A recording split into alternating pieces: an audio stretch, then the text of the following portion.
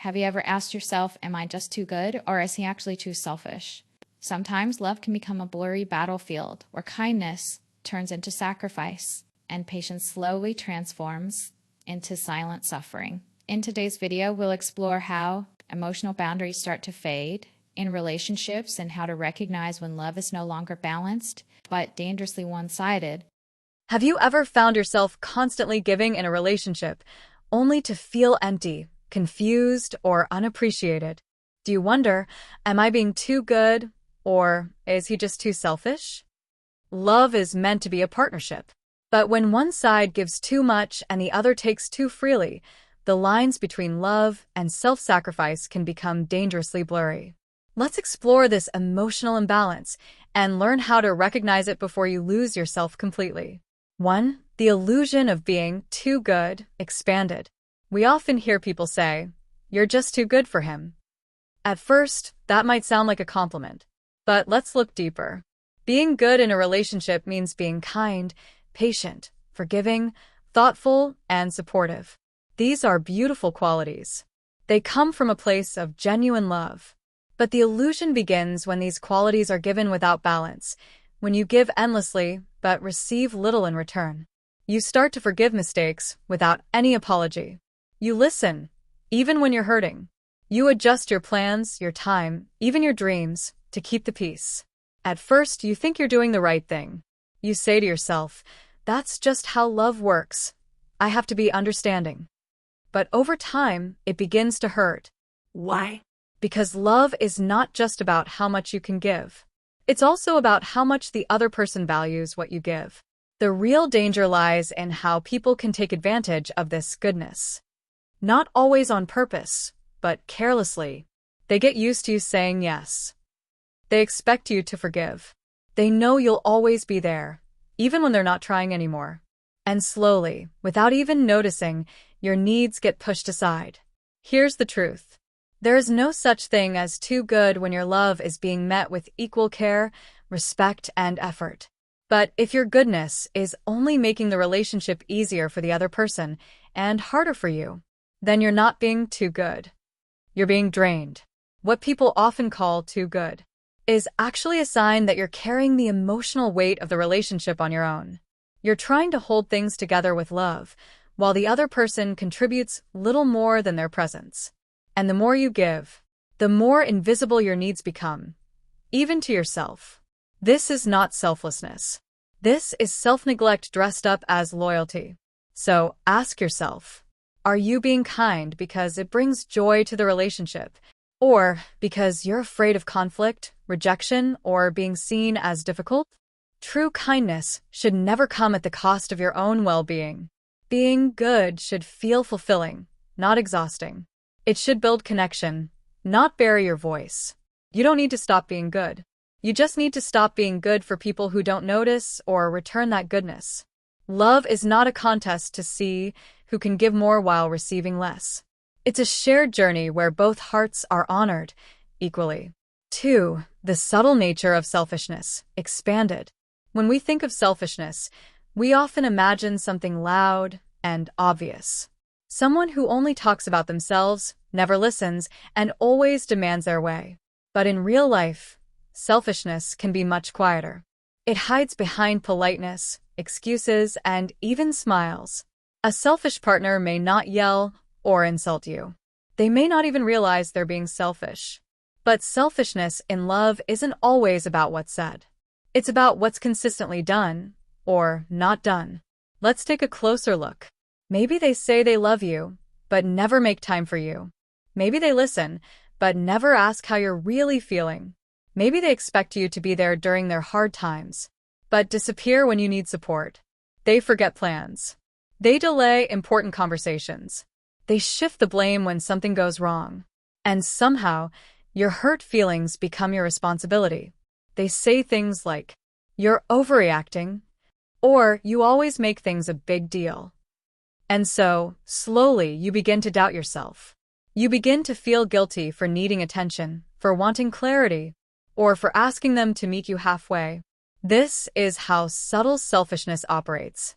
Not with a scream, but with a slow silence that drains your emotional energy. Even when they do something kind, it might come with an invisible price. Maybe they offer help, but only when it's convenient. Maybe they give love, but expect praise in return. And if you ever say no, you're met with distance, coldness, or guilt-tripping. This kind of selfishness isn't just about taking too much. It's about giving only when it benefits them. It's about prioritizing their comfort at the cost of your emotional safety. Now here's the hard part. Selfish partners don't always mean to hurt you. But intention doesn't erase the impact. And in love, impact is what shapes your experience. Ask yourself, do I feel emotionally supported in this relationship? Am I always the one adjusting, forgiving, or initiating? Does my partner show up when it matters, even when it's inconvenient for them?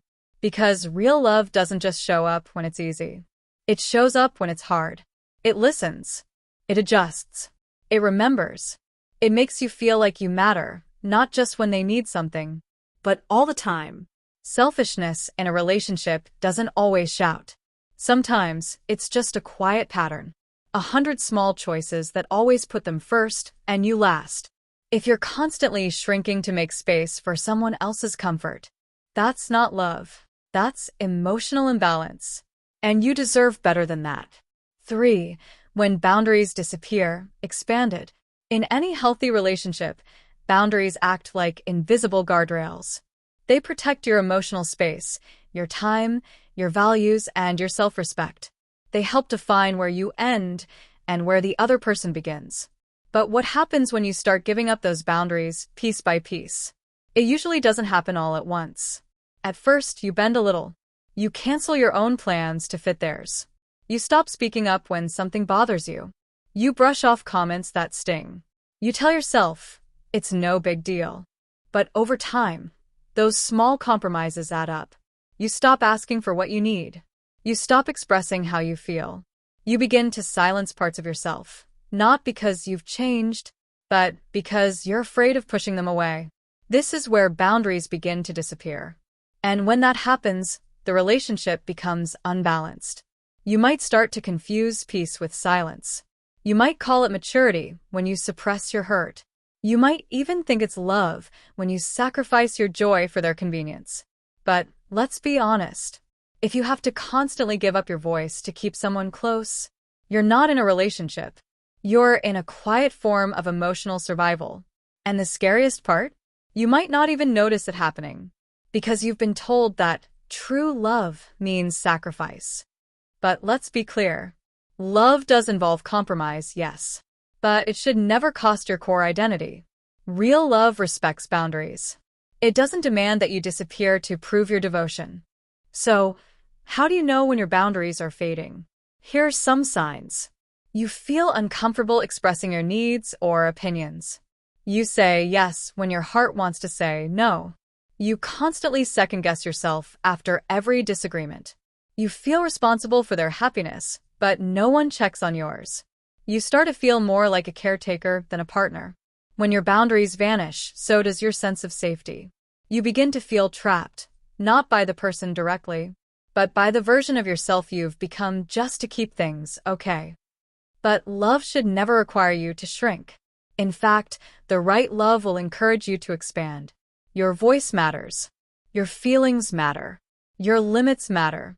And if someone keeps crossing the line, don't keep redrawing it farther away. Hold it firm. Because boundaries are not walls. They are doors. They teach people how to enter your life with care, or leave it with grace. 4. The emotional toll of imbalance expanded. When a relationship becomes emotionally one-sided, it doesn't just hurt, it changes you. At first, you may not even notice it. You tell yourself you're just being patient, understanding, or loving. You excuse their distance, forgetfulness, or mood swings. You explain away your own sadness with lines like, "He's just busy. It's just a rough patch. Maybe I'm overthinking." But deep inside, something starts to shift. You begin to feel emotionally alone, even when you're physically with them. And this is where the emotional toll begins. You start to second-guess your feelings. You replay conversations in your head, wondering if you said too much or not enough. You feel guilty for wanting more, for needing more. You begin to carry the emotional weight of two people. You become the one who always reaches out. The one who says sorry first, even when you were the one hurt. The one who remembers the important dates while yours are forgotten. And eventually, your emotional world becomes about managing their comfort while silently grieving the loss of your own. This imbalance creates invisible damage. Exhaustion.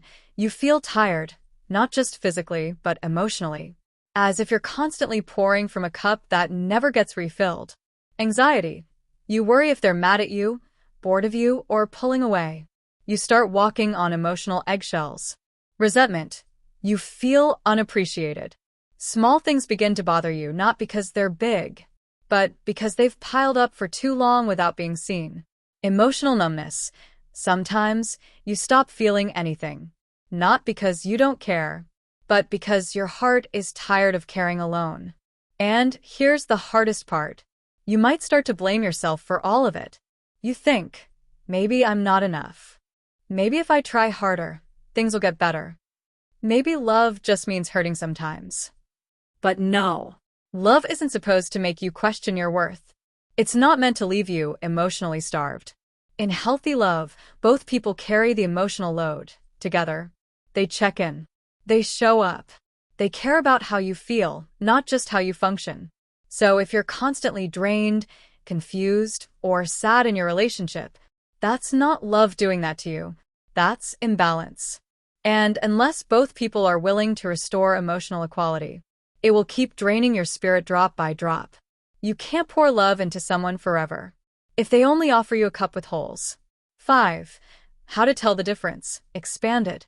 Sometimes, the most confusing part of a relationship is trying to figure out what's really going on. Are you being too emotional? Or is your partner being emotionally unavailable? Are you overgiving? Or are they undercontributing? Is this just a rough patch? Or a long-term pattern? It can be hard to tell, especially when love is involved. But clarity starts with asking the right questions. Let's break it down. Start by asking yourself, 1. Do I feel emotionally safe in this relationship? Emotional safety means being able to express yourself honestly, without fear of being judged, mocked, or dismissed. If you constantly filter your words to avoid upsetting them, or if you feel like your feelings are always too much, you're not safe, you're managing. 2. Are my needs being heard or postponed? Every relationship has moments of imbalance, but they should be temporary, not permanent. If your partner consistently ignores or delays your emotional needs, that's not love in motion. That's love in neglect. Ask yourself, when you say you're upset, do they listen and respond? Or do they change the subject, get defensive, or act like you're overreacting? The answer reveals everything. 3. Am I giving out of love or out of fear? Healthy giving comes from a full heart, not from pressure. But if you're always the one adjusting, staying quiet, or fixing things, you may not be giving out of joy anymore. You may be giving because you're afraid of conflict, distance, or losing them. And that fear? That's not love's job to hold. 4. Is the effort mutual or one-sided? Relationships don't have to be 50-50 every single day, but they do need to feel fair over time. If you're doing all the emotional work, always reaching out, always initiating affection, always keeping the connection alive, it's not a partnership. It's an emotional performance with one actor on stage. 5. When I'm hurt, do I feel seen or silenced? Everyone messes up sometimes. But in a healthy relationship, hurt is acknowledged. Mistakes are repaired. There's accountability. But if your hurt is met with indifference, blame, or gaslighting, you'll end up feeling more alone after every fight than before it even began. So, how do you really tell the difference? Here's the truth. If love is making you feel smaller, not safer, quieter, not understood, lonelier, not supported, then something's wrong. And it's not your fault for feeling that way. You don't have to wait for them to change to start trusting your feelings.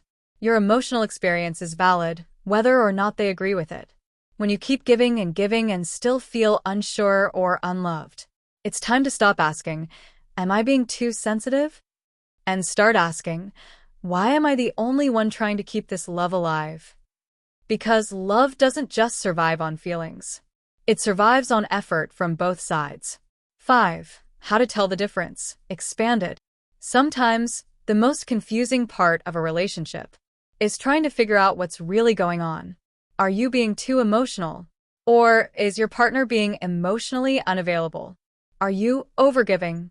Or are they undercontributing? Is this just a rough patch? Or a long-term pattern? It can be hard to tell, especially when love is involved. But clarity starts with asking the right questions. Let's break it down. Start by asking yourself, 1. Do I feel emotionally safe in this relationship? Emotional safety means being able to express yourself, honestly, without fear of being judged, mocked, or dismissed. If you constantly filter your words to avoid upsetting them, or if you feel like your feelings are always too much, you're not safe, you're managing. 2. Are my needs being heard or postponed? Every relationship has moments of imbalance, but they should be temporary, not permanent. If your partner consistently ignores or delays your emotional needs, that's not love in motion, that's love in neglect. Ask yourself, when you say you're upset, do they listen and respond? Or do they change the subject, get defensive, or act like you're overreacting? The answer reveals everything.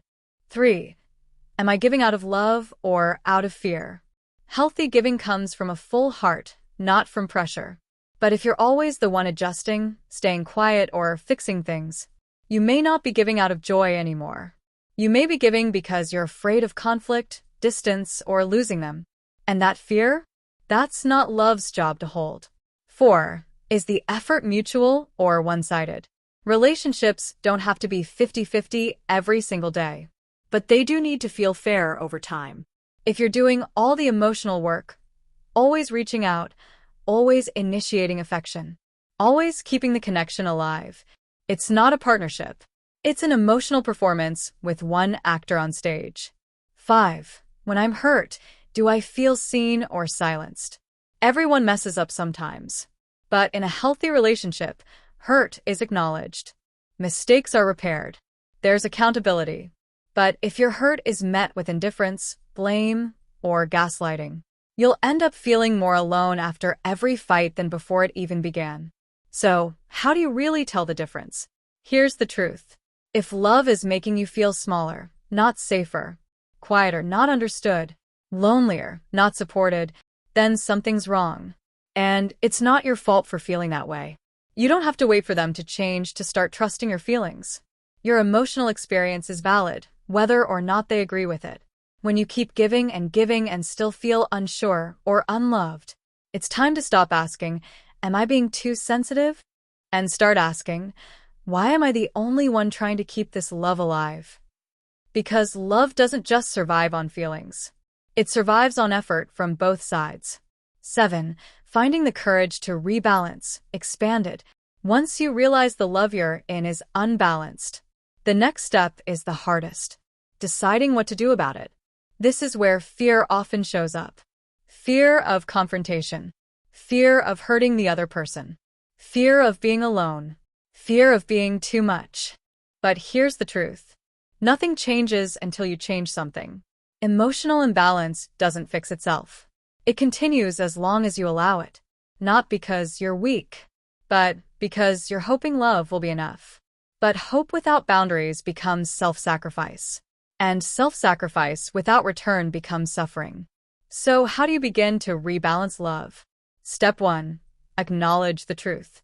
Be radically honest with yourself. No sugarcoating. No excuses. Ask, am I truly happy in this relationship? Do I feel seen, heard, and respected? Have I been showing up for them more than I've been showing up for myself? The answers may hurt, but truth is the first step to healing. Step 2. Rebuild your boundaries.